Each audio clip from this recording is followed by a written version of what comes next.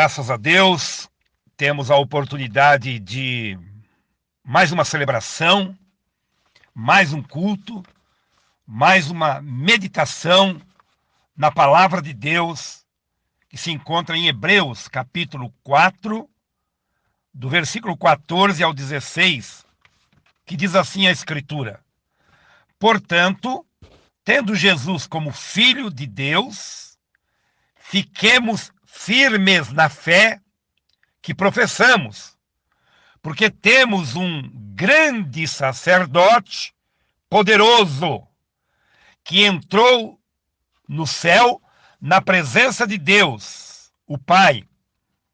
Jesus pode ter compaixão de nós por causa das nossas fraquezas, porque foi tentado do mesmo modo que nós, mas não pecou. Acheguemo-nos, portanto, confiadamente junto ao trono da graça, a fim de recebermos misericórdia e acharmos graça para socorro em ocasião oportuna. Obrigado, meu Deus. Obrigado, meu Pai, por esta Escritura, que vem de encontro ao nosso coração e falar profundamente daquilo que o Senhor representa, faz e pode fazer na nossa vida. Obrigado, meu Deus. Obrigado por falar conosco através da Tua palavra. Como é importante ter a Tua palavra. Como é importante a gente dar crédito a ela e validar ela na nossa vida. Que neste tempo de reflexão, neste tempo de meditação, em uma palavra de fé, amor e esperança, Senhor, fala comigo, fala com esta pessoa que está me ouvindo agora e manifesta a Tua glória e o Teu poder de maneira surpreendente, meu Pai, em nossas vidas. Esta é a minha expectativa, este é o desejo do meu coração, que a Tua palavra encontre lugar no nosso coração, na nossa vida, na nossa família. E juntamente traga libertação, cura, salvação, transformação, segurança, esperança, certezas, em nome de Jesus e para a Tua glória. Amém. Muito bem, nós temos aí a palavra de Deus, entendemos que a palavra de Deus, ela é poderosa por si própria, entendemos que a nossa parte é praticar e exercitar a fé, não é? Mas nós devemos acrescentar algo mais aí, que eu entendo como atitude. Por isso eu tenho um tema para esta mensagem, que diz assim, misturando e praticando a fé com atitude. Isto, misturando e praticando a fé com atitude. Vamos lá? Olha só, ninguém pode nem vai negar ou questionar que vivemos dias difíceis na Terra. Não tem como negar isto, né? Não tem como esconder esta verdade, que nós estamos vivendo dias difíceis aqui na Terra. A própria palavra diz que o ser humano está gemendo. A criação está gemendo. A natureza está gemendo. Isso é um fato, não é? Então, os dias contemporâneos são dias difíceis que estamos vivendo nesta terra.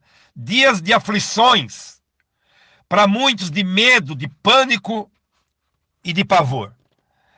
As crises existenciais de toda sorte estão presentes em todos os lugares. Famílias, sociedades e povos. É óbvio que nos dias contemporâneos temos muitos recursos que nos oferecem ajuda. Isso é verdade. E muitas pessoas se apegam a estas coisas, se prendem a estas seguranças, como por exemplo, conselheiros. Temos conselheiros hoje para todas as áreas, de toda sorte, né? A pessoa, se ela precisar de conselho, de procurar um conselheiro, tanto na vida espiritual como material, ela vai encontrar. Hoje nós temos aí psicólogos, né? Homens e mulheres eruditos no assunto, que pode ajudar de alguma forma as pessoas. Psiquiatras, né? Se a gente for entrar na área da saúde, à disposição. Cardiologistas, não é? Que é aquele que entende do coração. Terapias de toda a natureza. Nós temos também medicamentos, estão aí as farmácias em todos os lugares. Em cada esquina a gente encontra farmácias hoje, medicamentos. Temos SPAR, que é um lugar aconchegante para quem pode, quer e procura ajuda também em SPAR. O dinheiro e etc, né? Então, nós entendemos aí que temos muitos recursos hoje diante de situações que se apresentam no dia a dia da nossa vida. Agora, é interessante que uma coisa é óbvia, né? Todos os recursos humanos é paliativo. Se você for pensar comigo e analisar, chegaremos a uma conclusão, que todo recurso humano é paliativo, é falho e é temporal, né? É temporal, porque o dinheiro não compra tudo, a medicina não resolve tudo, nem todos os conselhos que buscamos vai preencher 100% as nossas necessidades. O psicólogo não é dono da verdade, nem o psiquiatra, muito menos o cardiologista. Se fosse assim, não morria ninguém do coração. Meu irmão, minha irmã, querido ouvinte, você moço, moça, você criança que está me ouvindo, essa é uma reflexão para nós pararmos e pensarmos profundamente, não é? Que o dinheiro não compra tudo, que o jeitinho não dá jeito em tudo, né? E que os recursos humanos, eles são paliativos, falhos e temporal. Pensando nessas coisas, o nosso texto que fizemos aqui nesta manhã, nesta hora de meditação, que pode ser à tarde, pode ser à noite, não é? Pensando nessas coisas, o nosso texto, a nossa leitura inicial, nos mostra e nos oferecem algo extremamente relevante, seguro e 100% eficaz, perene. Que coisa fantástica que é a palavra de Deus. Quando a gente olha para os recursos terrenos, a gente fica decepcionado, a gente se entristece, porque existe falha, é paliativo e é temporal. Mas quando olhamos para a palavra de Deus, diante de uma leitura que fizemos há pouco, e então entendemos algo extremamente relevante na palavra de Deus, seguro, 100% eficaz e perene. Vamos ver na Escritura Sagrada estas coisas? Primeiro, precisamos entender a presença de Deus. É o que nos mostra a nossa leitura inicial. Entender a presença de Deus. O versículo 14 do capítulo 4 de Hebreus diz, o escritor, que Deus, o Pai, ele enviou Jesus. Ele enviou Jesus. O grande sumo sacerdote, diz a Escritura. Jesus, ele não é só o sumo sacerdote. A Bíblia diz que ele é o grande sumo sacerdote. O que é um sacerdote? Sacerdote é o sacrificador, que tem poder de intermediar diante de Deus. Então, primeiro, precisamos entender Deus. Deus, o Pai, enviou Jesus, que é o grande sumo sacerdote. Ou seja, é o único que pode mediar. É o único que pode estar entre nós e o Pai, Jesus. Ele é o único mediador entre Deus e o homem. Então, meu querido e minha querida, ouvinte, amado irmão, simpatizante do Ministério Ramos da Videira, entenda, precisamos entender a presença de Deus, é o primeiro passo. Jesus é o grande sumo sacerdote que o Pai enviou para que eu e você e eu, nós, pudéssemos nos reportar a Deus através da pessoa do Senhor Jesus Cristo. Então, só há um mediador, não há dois. Só há um caminho, não há dois caminhos. Só há uma verdade, o resto é mentira. E só há uma vida, o resto é morte. Sensacional. E Jesus disse isso. Eu sou o caminho, a verdade e a vida. Disse o grande sumo sacerdote, o Senhor Jesus Cristo. Primeiro, então, entender a presença de Deus. Segundo, porque ele venceu, com ele venceremos. Jesus venceu todas as coisas, até a morte. Jesus venceu. Até a morte. Aonde está tu, ó morte? Aonde está o teu aguilhão? Jesus é mais forte do que a morte. Porque ele venceu, com ele também nós venceremos. O versículo 15 diz assim: Jesus foi tentado em todas as áreas e nunca pecou. Jesus, foi tentado em todas as áreas. E Jesus, ele nunca pecou, mostrando para nós que é possível sim, porque Jesus, ele veio com a natureza divina, ele é divino, mas ele viveu entre nós, como eu e você vive. Passou as mesmas tentações, os mesmos desejos, as mesmas vontades. E ele não caiu em pecado. E ele disse: no mundo vocês terão aflições, mas tende bom ânimo.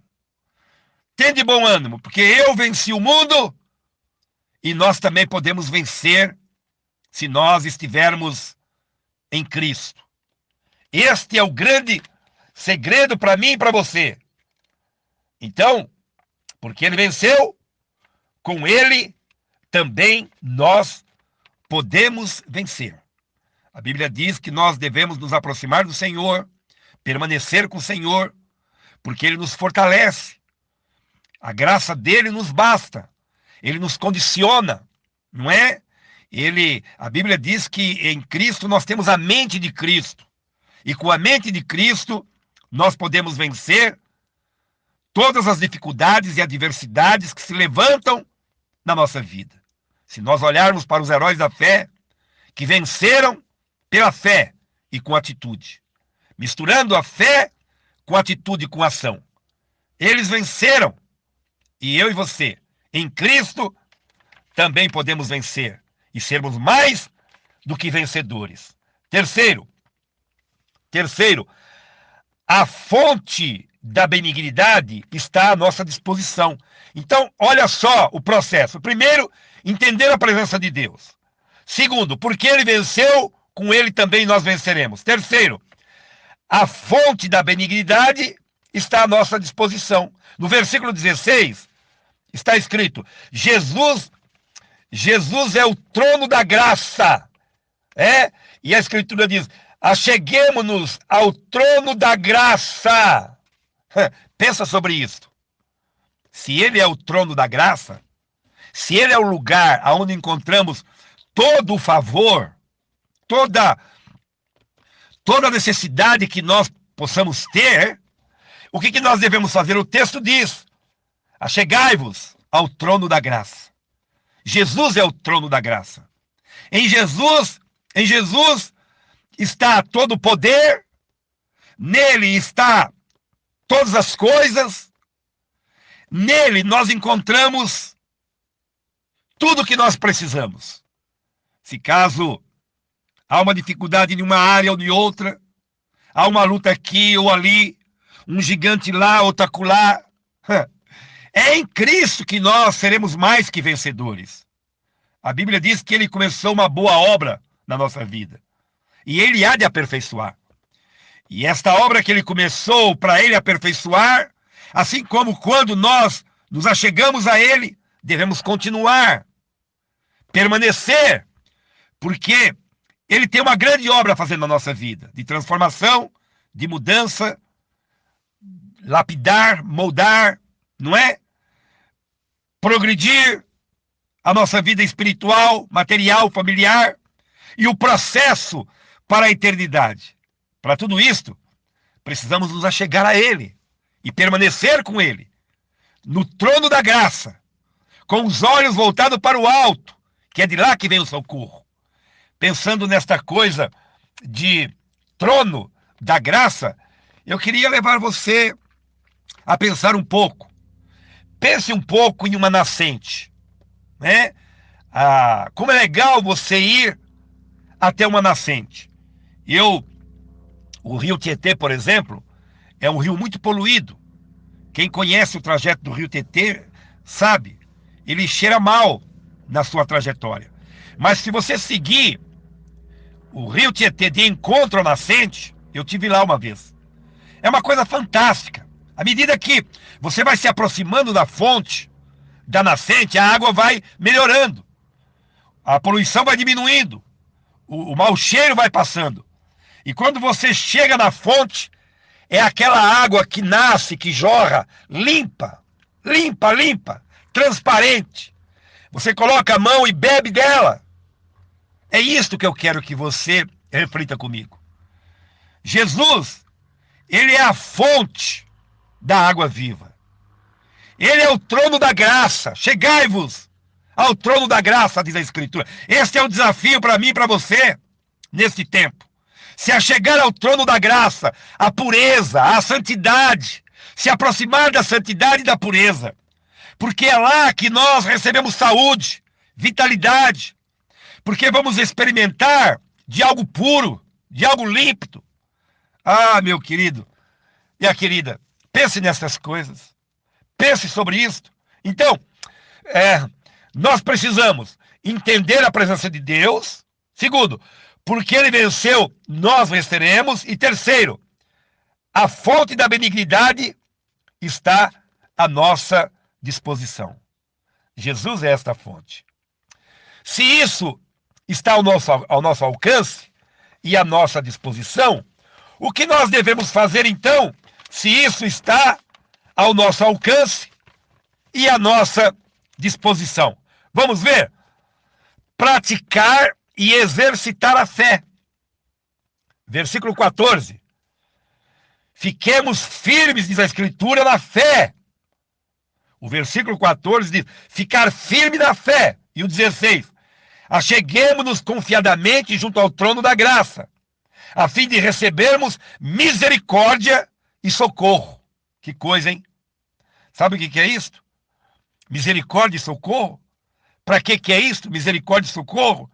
É para aqueles momentos que não tem mais jeito, momentos de terror na nossa vida. Nós temos à disposição, nos momentos de terror na nossa vida, nós temos à disposição a misericórdia e o socorro de Deus. Olha, que coisa que o mundo não conhece, ou não quer praticar, não quer exercitar a fé, não quer misturar a fé com a atitude, com a ação. Eu e você temos à disposição, toda a humanidade tem à disposição, se quiser. Então, o texto diz, fiquemos firmes na fé, acheguemo-nos confiadamente junto ao trono da graça, a fim de recebermos misericórdia e socorro. Ah, que coisa fantástica e tremenda. Agora mesmo, qualquer momento da nossa vida, diante da luta, da adversidade, da dificuldade, e falando nos dias atuais, hein? Falando nos dias atuais, hein? Misericórdia, hein? Misericórdia, se nós não tivermos a misericórdia de Deus e o socorro dele.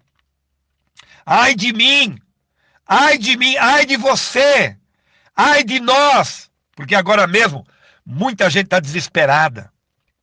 Agora mesmo, muita gente está respirando por aparelhos, numa UTI. Famílias desesperadas, não é? E, e eu e você, nós, podemos informar para as pessoas que é um Deus que enviou Jesus, o grande sumo sacerdote, que pode ser o meu e o seu socorro e o socorro delas.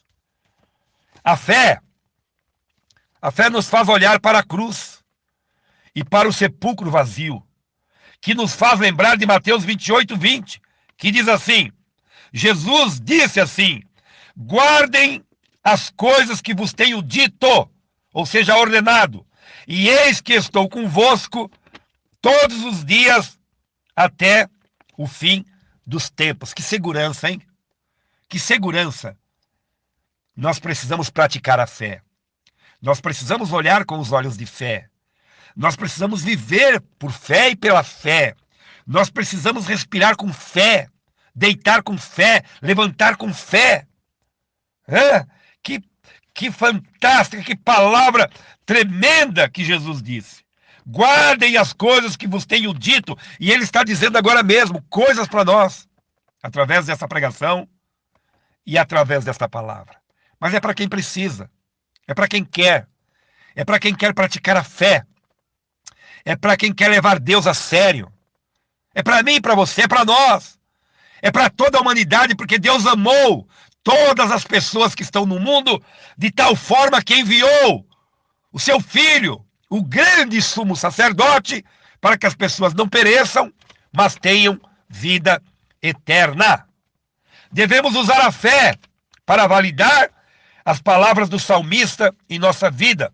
Salmos 73:28 diz assim: quanto a mim, bom é estar junto a Deus, no Senhor Deus eu ponho a minha vida. Que as palavras do salmista sejam minha e as suas palavras. Que a fé do salmista e que as atitudes do salmista sejam minha e a sua fé, a minha e as suas atitudes. Quanto a mim, bom é estar junto a Deus. Bom é estar junto a Deus. No Senhor Deus eu ponho a minha vida. Coloque a sua vida em Deus. Entenda que bom é estar com Deus. Bom é levantar com Deus, deitar com Deus, caminhar com Deus, passear, passar o dia com Deus, levar Deus para dentro da casa, do carro, do casamento, do namoro. Bom é estar com Deus. Junto de Deus. Em Deus colocar a nossa vida. Devemos entender que fé e atitude caminham juntos. É só a gente olhar a palavra oração. Oração indica duas posições.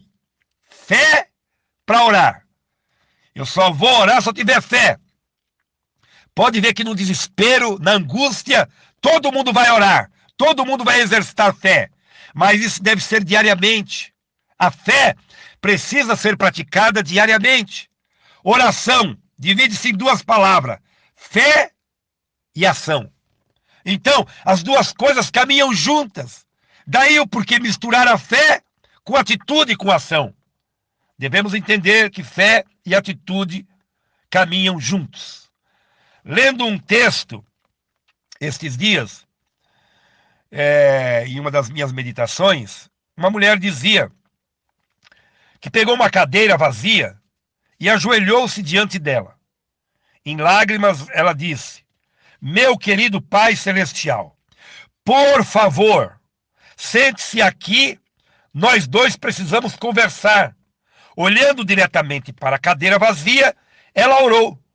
Veja, essa mulher agiu, ela teve uma atitude, né?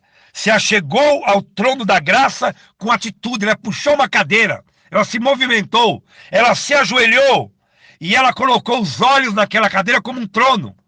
E com os olhos da fé, como se tivesse o Senhor ali com ela, sentado, ela misturou a fé com a atitude. Fantástica esta leitura, esta meditação naquele dia para mim. Ela também confiou ao olhar para a cadeira. Tinha certeza que Deus estava ali, ouvindo. Isto é fé. Isto é fé. Meu querido, minha querida, misture a fé com a atitude. Tenha fé, mas também tenha ação. Tenha atitude. Ação e atitude, é preciso também gastar tempo com qualidade. Escute isso. Eu já estou encerrando.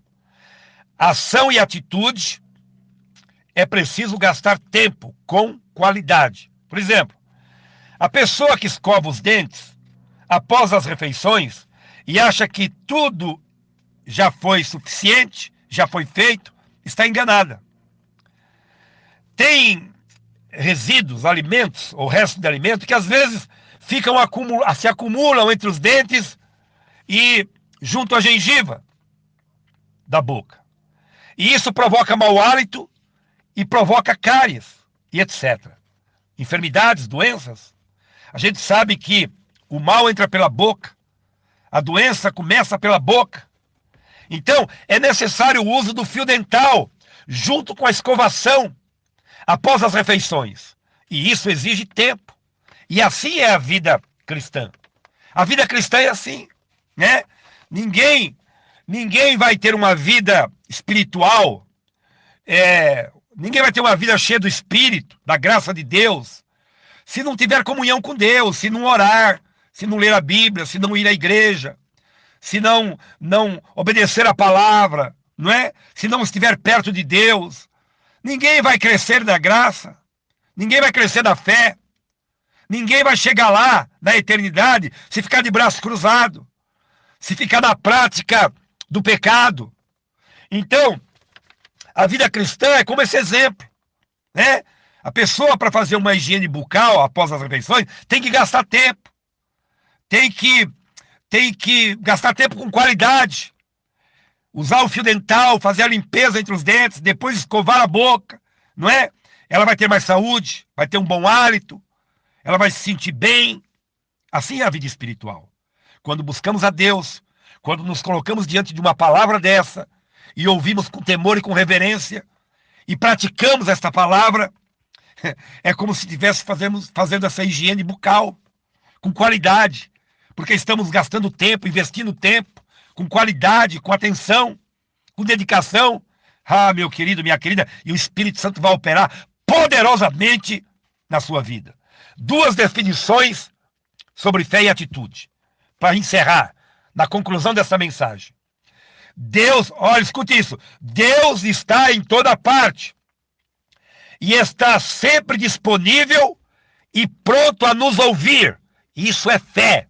Isso é fé. Eu vou repetir. Deus está em toda parte e está sempre disponível e pronto a nos ouvir. Isso é fé. Prossiga em frente e para cima, sem nunca medir o poder ilimitado de Deus com nossas expectativas limitadas. Isso é atitude. Eu vou repetir. Prossiga em frente e para cima, sem nunca medir o poder ilimitado de Deus com nossas expectativas limitadas. Isso é atitude. Pai querido, Deus Altíssimo, que o Espírito Santo trabalhe no coração desta pessoa, seja ela criança, jovem ou adulto, ou idoso. Que o Senhor esteja abrindo esta mente, que este coração esteja aberto para que esta palavra produza frutos. Que esta palavra traga segurança, esperança a este coração. Que esta pessoa que ouve esta palavra, esta ministração, ela possa se achegar ao trono da graça com fé e que ela possa se achegar ao trono da graça confiadamente naquele que é o grande sumo sacerdote e encontrar em Jesus a resposta, a direção, a esperança, em o nome do Senhor Jesus, e para a tua glória manifesta o teu poder na vida dessa pessoa, em o nome de Jesus. E para a tua glória, amém e graças a Deus.